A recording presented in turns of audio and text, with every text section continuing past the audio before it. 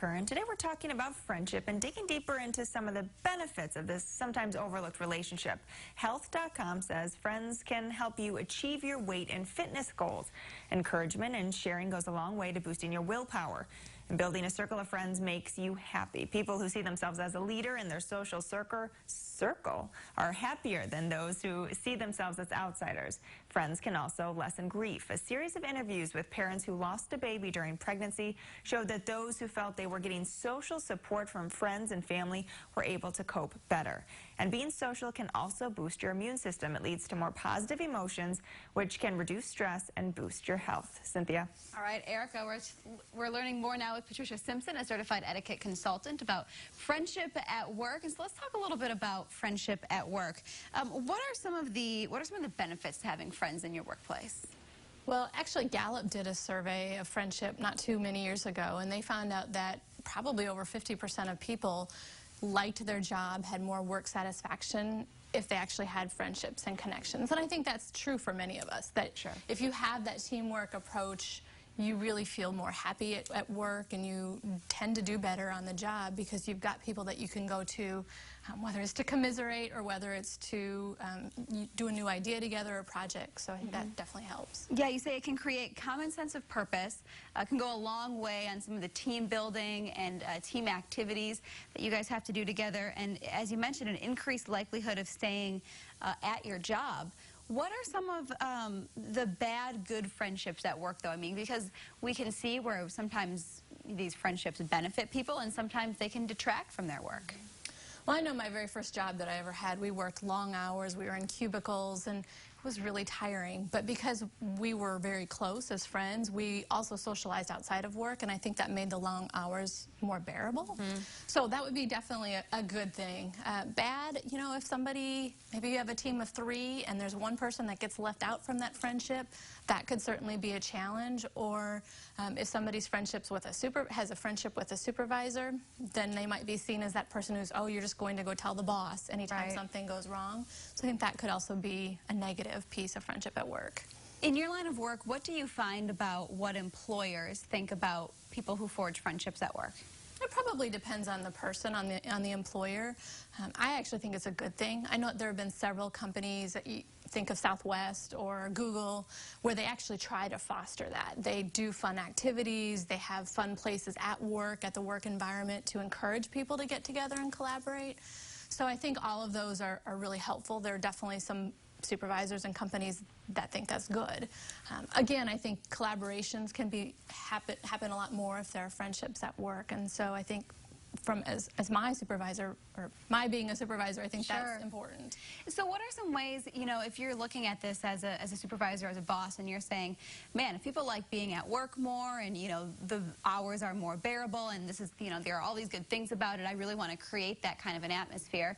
What steps can they take to make it a fun place to work and to really foster friendships? I think one thing is as a supervisor, having an outlook, a vision of what you want your culture to look like, and then really making sure that that happens all the time and that you emphasize that. Certainly having a product or a service that you're excited about, that you really believe in, that can help foster pride. But even small things like going out to eat as a team, or maybe doing a retreat to kind of get away from the actual work environment, but do things together and learn and grow together. I think those things can really help foster that sense of camaraderie at work. Have you seen differences in how social media has changed this and how it changes the idea of what a friendship is at work? Well, certainly. I think we're much more bold on social media. We say things that we maybe wouldn't otherwise. From a supervisor standpoint, I know many choose not to connect with employees on Facebook or LinkedIn or Twitter because they don't want to see something that could hurt them or that could make them think differently about that person. I would say also that there have been situations where maybe a supervisor saw something that could be even protected information, you know, something about a person's lifestyle, that then if they tried to coach or discipline an employee, when they came back they could say, well, that was because you saw such and such on Facebook and that's why you're disciplining me. And there have been all kinds of legal cases about social media, of course. And when it comes to those friendships with supervisors, we're seeing some bullet points here. You say millennials are more comfortable with friendships with supervisors. Why do you think that is? I think they're comfortable with the parent relationship has changed. You know, so I think a lot of millennials see their parents as friends. Okay. So if you're seeing your parent as a friend and you have an older supervisor, it's okay to be friends with that person too. Sure. It's that same similar role. When we take a look at, you know, those kinds of friendships, it can be thin ice if you're talking about an employee and supervisor having a friendship. What are some things you want to either look out for or just be cognizant of if this is a friendship that you have? I think it would be important to really set boundaries for both people in that friendship.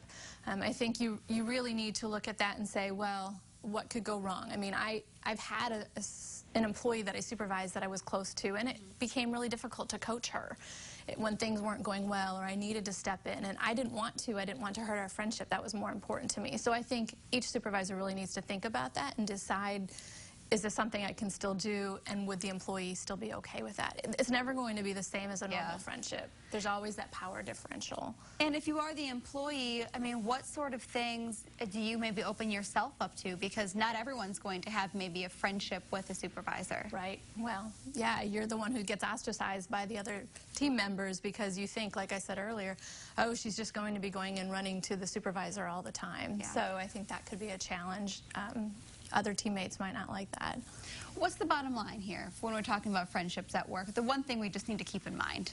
I think ultimately friendships at work could be really great, but each person needs to decide whether that's something that they want to do or they feel comfortable with, and if not, feel okay to say no, you know, or feel okay to keep that boundary and not to be ostracized for that either. So Okay. each person needs to decide. All right, Patricia, thanks so much. We'll be right back.